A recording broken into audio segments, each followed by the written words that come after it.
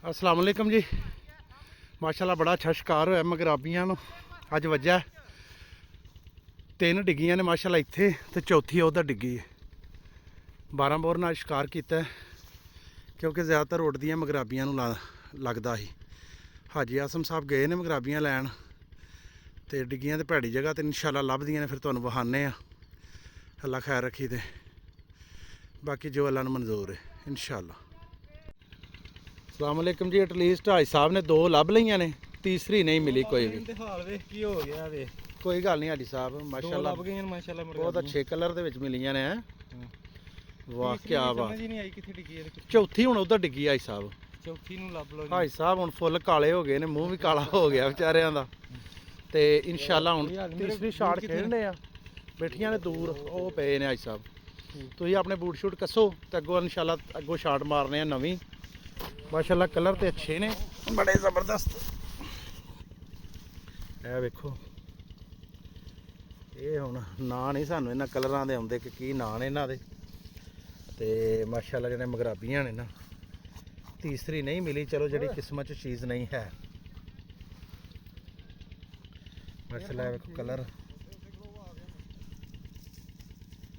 क्या बात है। ये हुण इंशाल्लाह ताला अग्गों शाट नवीं खेलने आ, फिर वेहने अल्लाह खैर रखी ते। हाजी साहब पी 15 दे नाल ने ते अही जरा 12 बोर दे नाल। ते अज उम्मीद है कि इंशाल्लाह शिकार अच्छे। एक शिकारी साडा वो कपड़े पर साफ करदा यासर भाई, उन्होंने को नहीं लभी कोई भी। यासर भाई आ जाओ। हाँ जी ते अगों शाट इंशाल्लाह नवीं तुहानूं विखाने आ जी। माशाल्लाह अज असी जगह ते शिकार कर रहे हैं ते फिलहाल 5 जानवर हो गए ने। भा ने फड़ी हत्थ च फाख्ता ते बाकी हुण चौथी शाट वेहने आ की होया। पहला 2 मगराबियां हन, 2 गुम गई ने मुख्तलिफ जगह ते। हुण फाख्ता 2 गुम गई ने। इंशाल्लाह उम्मीद है कि अगली शाट ते इंशाल्लाह मज़ा आएगा। माजरत नाल साह चढ़ जाता क्योंकि रस्ता इस तरह का पानी बहुत ज़्यादा ठंडा है। अस्सलाम वालेकुम जी। माशाल्लाह बड़ा अच्छा शिकार होया मगराबियां नूं अज वज्जा। 3 डिग्गियां ने माशाल्लाह इत्थे ते चौथी उधर डिग्गी है।